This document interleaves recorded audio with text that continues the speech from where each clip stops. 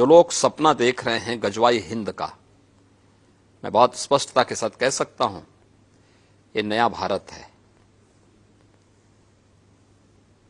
ये दुनिया के सबसे लोकप्रिय नेता से नरेंद्र मोदी जी के नेतृत्व का भारत है।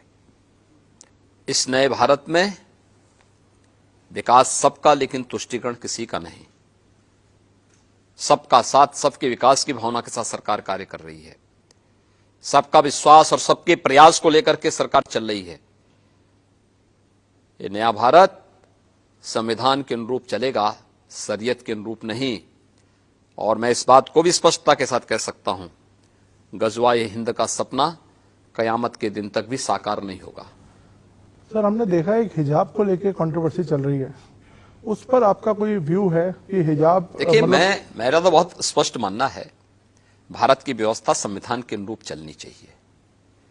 हमारी व्यक्तिगत आस्था, हमारे व्यक्तिगत स्वयं के अधिकार या हमारी स्वयं की पसंद नापसंद हम देश के ऊपर लागू नहीं कर सकते, संस्थाओं के ऊपर लागू नहीं कर सकते। ये नहीं लागू कर सकते हैं। क्या मैं उत्तर प्रदेश के अंदर सभी कर्मचारियों को या सभी लोगों को ये बोल सकता हूं कि आप भी भगवा धारण करें? ये उनका विषय है, जो उनको धारण करना करें, लेकिन ड्रेस कोड स्कूलों में लागू होना चाहिए। स्कूल का विषय है, स्कूल के अनुशासन का विषय है। आर्मी में कोई ये कहेगा कि हम लोग जो है अपने अनुसार चलेंगे, फोर्स में कोई इस प्रकार की बात करेगा? कहां अनुशासन रह पाएगा? व्यक्तिगत आस्था आपकी अपनी जगह होगी, लेकिन जब संस्थाओं की बात होगी तो संस्था के नियम कानून को हमें मानना होगा। देश की व्यवस्था होगी, देश के संविधान को मानना होगा। लेकिन ओवैसी साहब जो यहाँ पे बड़ी जोर शोर से कैंपेन कर रहे हैं, वो तो यहाँ पे वो कह रहे हैं कि जो हिजाब है फंडामेंटल राइट है, और एक दिन एक बेटी जरूर प्रधानमंत्री बनेगी जो हिजाब पहनी होगी। देखिए, उसी बेटी को तो स्वतंत्र कराने के लिए, उसी बेटी को तो अधिकार देने के लिए प्रधानमंत्री मोदी जी ने 3 तलाक की कुप्रथा को हमेशा के लिए रोका है।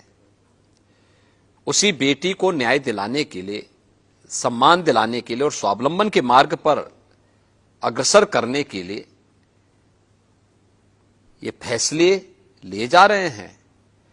और उसी बेटी के सम्मान को लेकर के हम लोग इस बात को कहते हैं कि शरीयत के अनुसार व्यवस्था नहीं चलेगी, संविधान के अनुरूप चलेगी। जब संविधान के अनुरूप व्यवस्था चलेगी, हर बेटी को सुरक्षा, हर बेटी का सम्मान और हर बेटी के स्वावलंबन का कार्य होगा। सर, आपने कहा कि आपको लगता है कि बीजेपी के समर्थन में बहुत लोग आ रहे हैं। आपको लगता है महिलाएं भी बीजेपी का खुल के समर्थन कर रही हैं?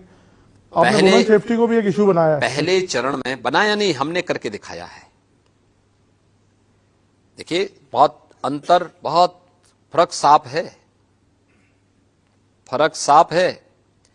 समाजवादी पार्टी की सरकार आई थी 2012 में। पहला काम क्या किया था? उस समय के मुख्यमंत्री ने पहला कार्य किया था, अयोध्या में राम जन्मभूमि पर आतंकी हमला करने वाले, गोरखपुर में सीरियल ब्लास्ट करने वाले, सीआरपीएफ कैंप पर रामपुर में हमला करने वाले, कचहरियों पर, वाराणसी, अयोध्या और लखनऊ की कचहरियों पर हमला करने वाले उन आतंकियों के मुकदमों को वापस लेने की उन्होंने शरारत की थी। हम धन्यवाद देंगे, उस समय की उच्च न्यायालय इलाहाबाद ने उसको रोका था, रोक लगाई थी। और हमारी सरकार जब आई 2017 में, हमने एक दिन 3 फैसले किए। पहला, बेटियों की सुरक्षा के लिए एंटी रोमियो स्क्वाड का हर थाने में गठन होना। हमारी सरकार का उसी के साथ फैसला था 86 लाख किसानों का 36,000 करोड़ रुपए के कर्ज माफी का कार्यक्रम। हमारी सरकार का तीसरा फैसला था अवैध बूचड़खानों को बंद करना। ये 3 कार्य हमने एक दिन में निर्णय लेकर के पूरे प्रदेश के अंदर लागू किए थे। समाजवादी पार्टी की सोच क्या थी? तो ये फर्क साफ है।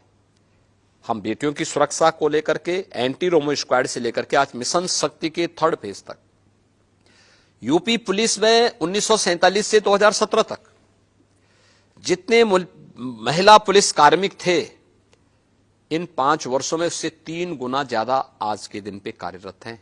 आज हम लोग प्रदेश के सभी 58,000 ग्राम पंचायतों में महिला बीट पुलिस अधिकारी की तैनाती कर चुके हैं।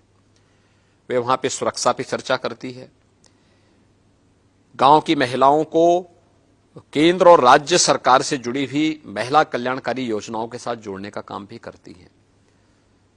तो स्वाभाविक रूप से महिला सुरक्षा, महिलाओं का सम्मान और उनका स्वावलंबन अत्यंत महत्वपूर्ण है।